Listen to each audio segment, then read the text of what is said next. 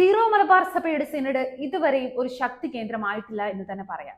മെത്രാന്മാർ തമ്മിൽ സ്നേഹമോ ധാരണയോ ഇതുവരെ വളർത്തിയിട്ടില്ല എന്ന് വിശ്വാസികൾക്ക് ബോധ്യമായി. ആഗോള സഭാ സ്നേഹമോ പരസ്പര ബഹുമാനമോ കൂട്ടായ്മ ബോധമോ നിങ്ങൾക്കില്ലാതെ പോയി.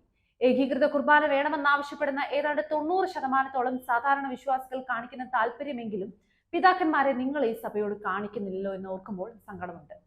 ഈ വിശ്വാസികൾക്ക് ആരാണ് നീതി നടപ്പിലാക്കുക? ഈ വിശ്വാസികൾ ആരും ഒരു കരിസ്മാറ്റിക് ധ്യാനം കൂടിയതിന്റെ ആവേശത്തിൽ ഏകീകൃത കുർബാന നടപ്പിലാക്കണമെന്ന് ആവശ്യപ്പെടുന്നവരല്ല. അവർ സഭയോടൊപ്പം നിൽക്കുന്നത് വലിയ വിശ്വാസ തീഷ്ണതയിൽ ജനിച്ചു വളർന്നതുകൊണ്ടാണ്. അതുകൊണ്ട് തന്നെയാണ് വിമത പ്രവർത്തനങ്ങളെ എതിർക്കുവാനും സീറോ മലബാർ സഭയെ സംരക്ഷിക്കുവാനും ഈ വിശ്വാസി സമൂഹങ്ങൾ പല സംഘടനകളായി ഉയർത്തു വന്നത്. ഇവരെ ചേർത്ത് പിടിക്കുവാൻ എന്തേ സിനഡ് പിതാക്കന്മാർക്ക് സാധിക്കാത്തത്? അടിയുറച്ച കത്തോലിക്ക വിശ്വാസത്തിന് തീച്ചൂളയിൽ വളർന്നു വന്ന ഇവരിൽ ഇന്നത്തെ സഭയുടെ അവസ്ഥ കടുത്ത മാനസികാഘാതം ഏൽപ്പിക്കുന്നുണ്ട്. എന്ത് വില കൊടുത്തും സ്വന്തം ജീവനെ നഷ്ടപ്പെടുത്തിയും സഭയെ സംരക്ഷിക്കുവാൻ അവർ തയ്യാറാണ്. ഈ വിശ്വാസി സമൂഹങ്ങളുടെ സംഭാവനയാണ് ഈ സഭ. വൈദികരോടും മെത്രാന്മാരോടും സ്നേഹത്തിനും ആദരവിനും ബഹുമാനത്തിനും ഭക്തിക്കും വളരെ വലിയ ഇടിവ് സംഭവിച്ചുകൊണ്ടിരിക്കുന്നു. ദൈവവിളികൾ കുറയുന്നു. കുട്ടികൾക്കും യുവജനത്തിനും മാതൃക നൽകുവാൻ ആരുമില്ലാത്ത അവസ്ഥ സംജാതമാകുന്നു. വിശുദ്ധ കുർബാനയിൽ പങ്കെടുക്കുന്നവരുടെ എണ്ണം ക്രമാതീതമായി കുറയുന്നു. മറ്റ് സഭകളിലേക്കോ മതങ്ങളിലേക്കോ നിരീശ്വരവാദ സംഘടനകളിലേക്കോ ചേക്കേറുന്നവരുടെ എണ്ണം ദിനം പ്രതി വർദ്ധിക്കുന്നു. മെത്രാന്മാരെ വൈദികർ ഇതിനൊക്കെ കാരണക്കാർ നിങ്ങൾ തന്നെയാണ്.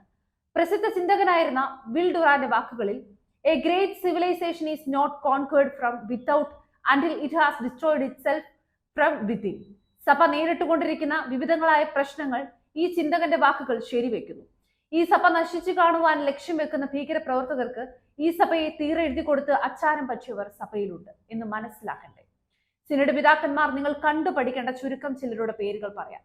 റോക്കോ ശീഷ്മകാലത്ത് ശീഷ്മയ്ക്ക് കൂട്ടുനിന്നവർ രക്തസാക്ഷിത്വം വരിക്കേണ്ടി വന്നാൽ പോലും അത് ദൈവത്തിന്റെ വലിയ കരുണയുടെ ദാനമായി കണ്ട് നിരന്തരം തയ്യാറായിരിക്കുക എന്ന് ഉപദേശിച്ച് വിശ്വാസികൾക്ക് ധൈര്യം പകർന്ന ചാവറ പിതാവിന്റെ സഭാസ്നേഹം നിങ്ങൾ കണ്ടുപഠിക്കണം. മേലൂർ ശീഷ്മകാലത്ത് സഭാ സംരക്ഷണത്തിനായി ധാരാളം പരിഹാസങ്ങളും മർദ്ദനങ്ങൾ പോലും ഏൽക്കേണ്ടി വന്ന പോരൂക്കര കുര്യാക്കോസ് ഏലിയാസച്ചന്റെയും സഹവൈദികരുടെയും സഭാ സംരക്ഷണത്തിന് വേണ്ടിയുള്ള ആവേശം നിങ്ങൾ കണ്ടുപഠിക്കണം. തിരുവിതാംകൂറിലെ പ്രൈമറി വിദ്യാലയങ്ങൾ ദേശസാൽക്കരിക്കുന്നതുമായി മുമ്പോട്ട് വന്നപ്പോൾ അതിനെതിരെ വലിയ പ്രക്ഷോഭങ്ങൾ സഭയുടെ ഭാഗത്തു നിന്നുമുണ്ടായ ചരിത്രം നിങ്ങൾക്ക് അറിവുള്ളതല്ലേ.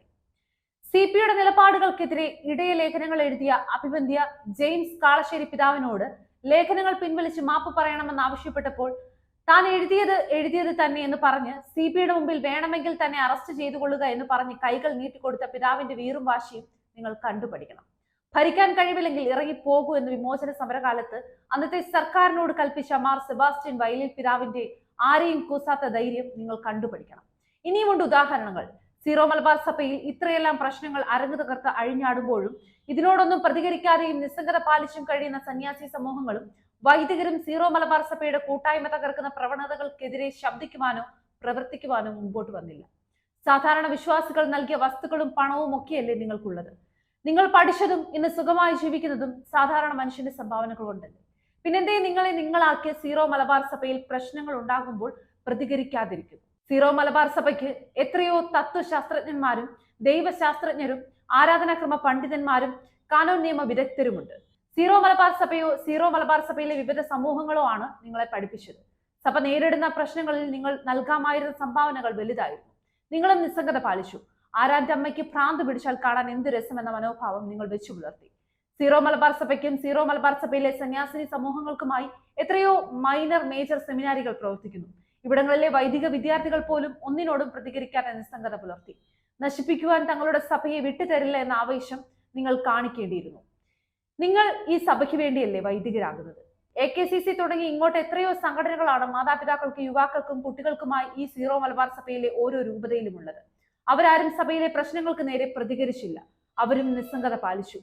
പക്ഷെ ഒന്ന് പറയട്ടെ, ഈ പ്രശ്നങ്ങൾക്ക് നേരെ പ്രതികരിക്കുവാൻ കുറേയധികം വിശ്വാസികൾ മാത്രമാണ് മുമ്പോട്ട് വന്നത്.